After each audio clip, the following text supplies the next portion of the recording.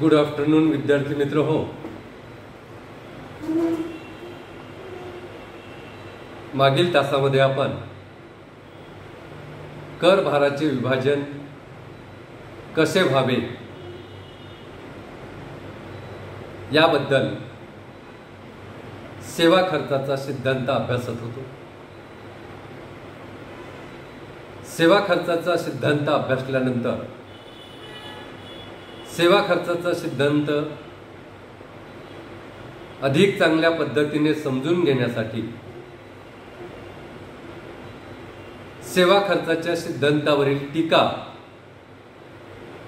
समजून घेण्याचा आपण प्रयत्न करू.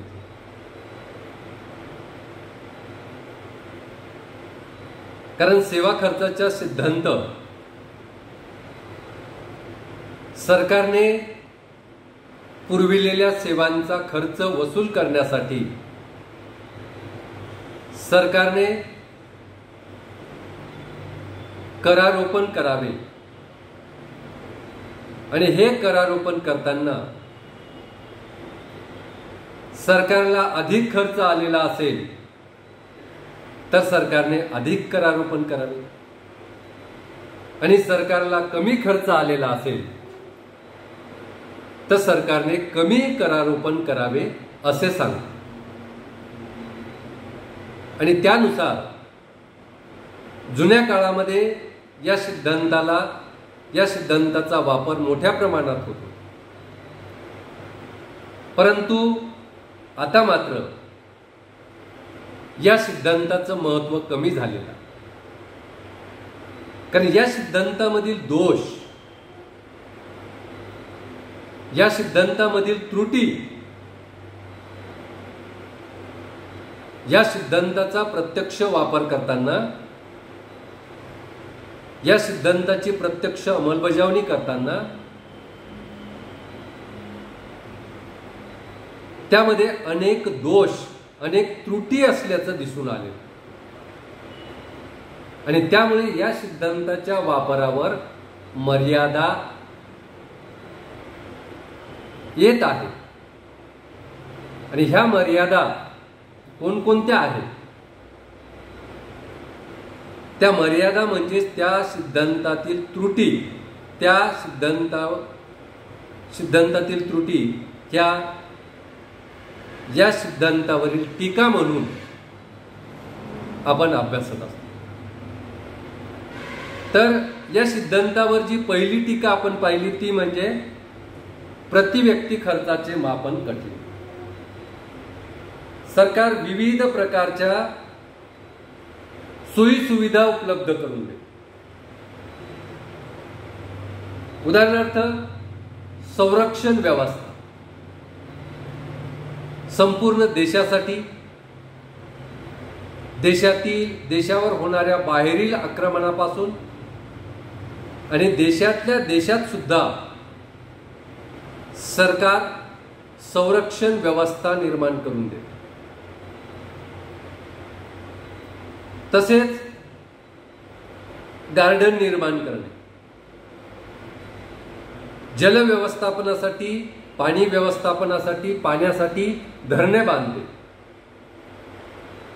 देशातील कोणत्याही नागरिकावर अन्याय होऊ नये. एखाद्या नागरिकावर अन्याय झाला तर त्या नागरिकाला न्याय मिळावा यासाठी सरकार न्याय व्यवस्था उपलब्ध करून देते. सरकार वाहतूक व्यवस्था निर्माण करून, रस्ते वाहतूक असेल, रस्ते वाहतूक व्यवस्था निर्माण करून सरकार ह्या विविध सेवा उपलब्ध करून देते. आणि या विविध सेवांचा लाभ प्रत्येक व्यक्तीने कितपत घेतलेला आहे, कोणत्या व्यक्तीने कोणत्या सेवेचा लाभ किती प्रमाणात घेतलेला आहे याचं मापन करून सरकारने कर आकारणी करावी आणि या सेवासाठी लागणारा खर्च कराच्या माध्यमातून वसूल करावा असे हे सिद्धांत सांगतात. पण सरकारने अनेक सेवा निर्माण करून दिलेल्या असतात संपूर्ण समाजासाठी, आणि या समाजातील व्यक्तीने कोणत्या सेवेचा किती लाभ घेतला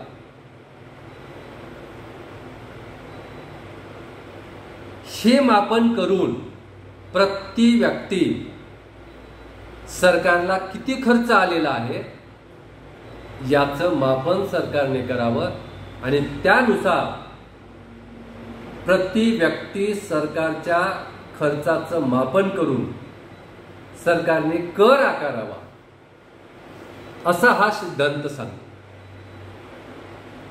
परंतु सरकारने उपलब्ध करून दिलेल्या प्रत्येक सेवेचा प्रत्येक व्यक्तीनं कितपत लाभ घेतलेला आहे याचं मापन करणे अत्यंत कठीण काम असतं,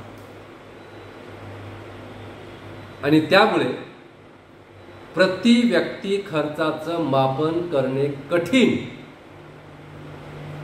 ही पहिली टीका सेवा खर्चाच्या सिद्धांतावरील आपण ही पहिली टीका समजून घेतली. प्रति व्यक्ती खर्चाचे मापन कठीण असते. त्यानंतर आपण दुसरी टीका समजून घेतली, ती म्हणजे लाभार्थी शोधणे कठीण. सेवा खर्चाच्या सिद्धांतानुसार करारोपण कशा पद्धतीनं करावं, कर भाराचं योग्य विभाजन होण्यासाठी सरकारने करारोपण करताना सरकारने ज्या सेवा उपलब्ध करून दिलेल्या आहेत त्या सेवांचा लाभ घेणाऱ्या व्यक्तीवरच सरकारने कर आकारणी करावी. सरकारने उपलब्ध करून दिलेल्या सेवेचा लाभ न घेणाऱ्या व्यक्तीवर सरकारने कोणत्याही प्रकारची कर आकारणी करू नये, असे सेवा खर्चाचा सिद्धांत सांगतो. त्यामुळे सरकारने एखादी सेवा निर्माण करून दिल्यानंतर किंवा सरकारने विविध सेवा निर्माण करून दिल्यानंतर एखाद्या नागरिकाने प्रत्येक सेवेचा किती लाभ घेतलेला आहे याचं मोजमाप करणे अत्यंत कठीण काम असते, अत्यंत जिकिरीचं काम असतं. त्यामुळे सरकारने निर्माण करून दिलेल्या सेवेचे लाभार्थी शोधून काढणं हे काम अत्यंत जिकिरीचं असतं, आणि त्यानंतर त्या व्यक्तींवर कर आकारणी करणे हे अतिशय कठीण काम असतं, आणि ते केलं तरी ते योग्य होणार नाही. कारण सरकारने उपलब्ध करून दिलेल्या सेवेचे लाभार्थी शोधून काढणं हे अत्यंत कठीण काम असतं. उदाहरणार्थ सरकारने समजा एक गार्डन निर्माण करून दिली, आणि ही गार्डन निर्माण करून दिल्यानंतर त्या गार्डनचा लाभ त्या गावातील लोक जास्त घेतील, त्या जिल्ह्यातील लोक घेतील, परंतु विदेशी नागरिक समजा आले देशामध्ये व्हिजिटर्स म्हणून, ते सुद्धा या बागेचा वापर करू शकतात, त्या बागेचा लाभ घेऊ शकतात. म्हणून त्या ठिकाणी सरकारने एखादी सेवा निर्माण करून दिल्यानंतर त्या सेवेचा लाभ घेणारे लाभार्थी शोधून काढणं अत्यंत कठीण काम असते, अत्यंत जिकिरीचं काम असते. म्हणून या सिद्धांताचा प्रत्यक्ष व्यवहारामध्ये वापर करणं कठीण असते. म्हणून या सिद्धांतावर, या सेवा खर्चाच्या सिद्धांतावर दुसरी जी टीका केलेली होती ती म्हणजे लाभार्थी शोधणे कठीण काम. त्यानंतर आपण तिसरी टीका अभ्यासली, ती म्हणजे सरकार म्हणजे उत्पादक नव्हे. सेवा खर्चाच्या सिद्धांतानुसार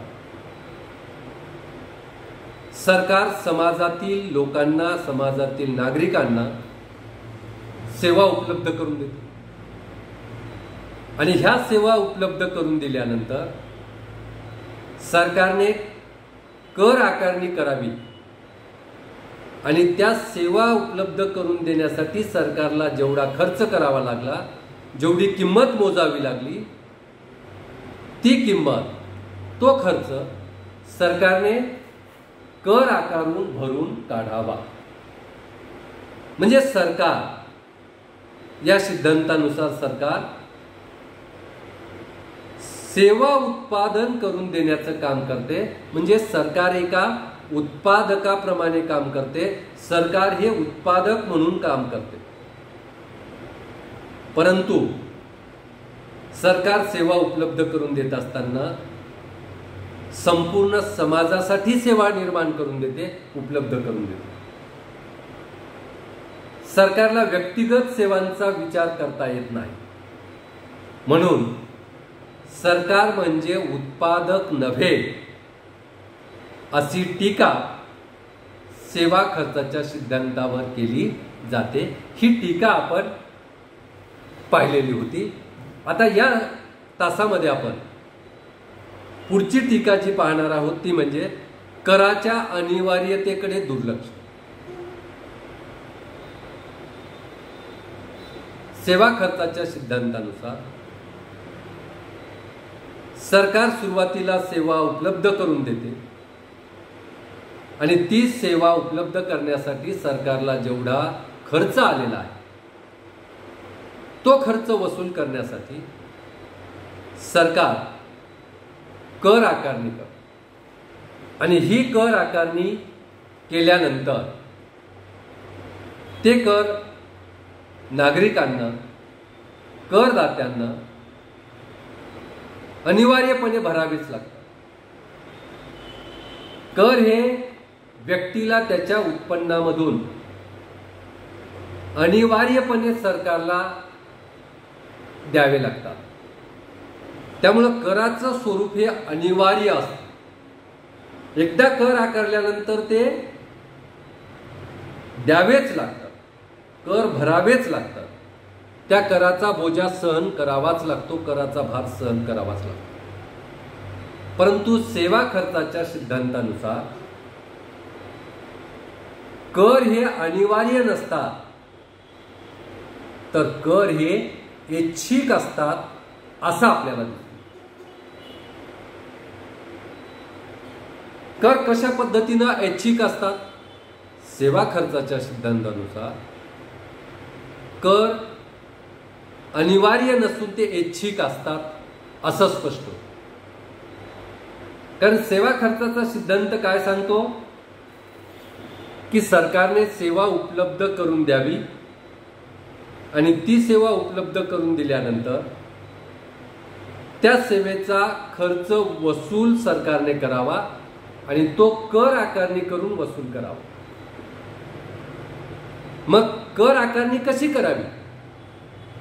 कोणत्या नागरिकावर कर आकारणी करावी हा जो प्रश्न उपस्थित होतो त्या प्रश्नाचं उत्तर देताना सिद्धांतानं सांगितलं की ज्या नागरिकाने सरकारने उपलब्ध करून दिलेल्या सेवेचा लाभ घेतला असेल त्याच लाभार्थ्यावर सरकारने कर आकारणी करावी आणि कर वसूल करावा. परंतु ज्या लाभार्थ्याने सरकारने उपलब्ध करून दिलेल्या सेवेचा लाभ घेतलेला नाही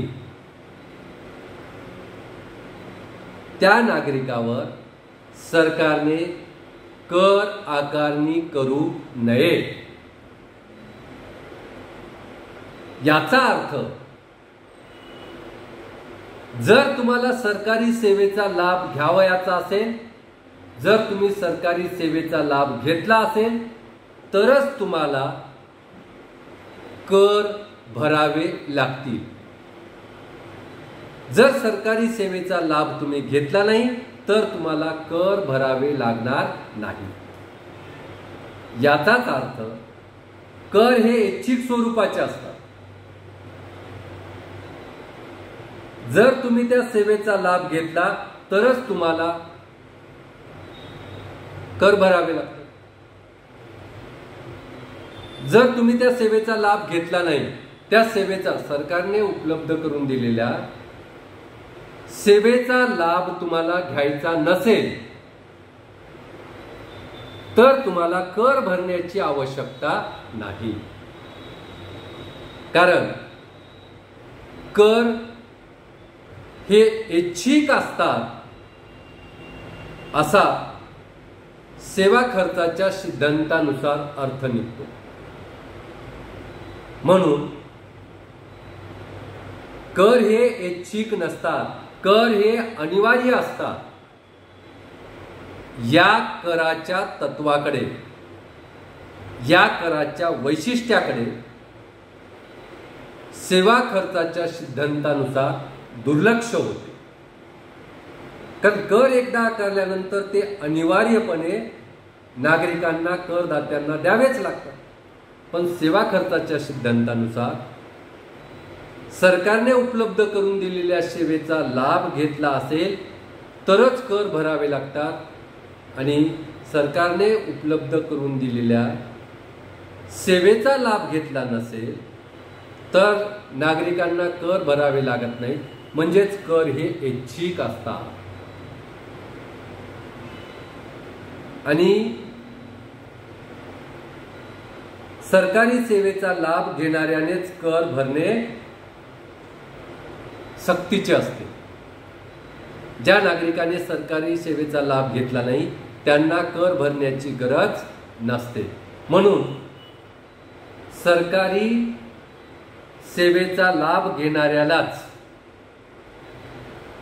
कर भरावे लागतात. म्हणजे कर हे ऐच्छिक असतात.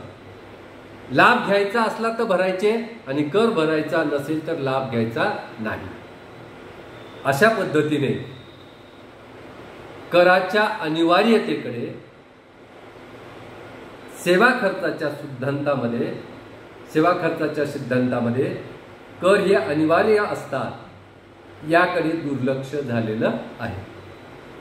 म्हणून सेवा खर्चाच्या सिद्धांतावर चौथी टीका जी केली जाते ती म्हणजे कराच्या अनिवार्यतेकडे दुर्लक्ष. त्यानंतर सेवा खर्चाच्या सिद्धांतावरील पाचवी टीका आपण पाहणार आहोत, ती म्हणजे कल्याणकारी कार्यावर मर्यादा. सरकार अनेक जनतेच्या कल्याणाची कार्य करीत असते. जनतेच्या कल्याणासाठी सरकार वेगवेगळ्या योजना आखत असते आणि त्या योजनांची अंमलबजावणी करीत असते. उदाहरणार्थ शिक्षणासाठी वेगवेगळ्या योजना राबवते. आरोग्यासाठी सरकार वेगवेगळ्या योजना राबवते. सामाजिक सुरक्षिततेसाठी सरकार वेगवेगळ्या योजना राबवते.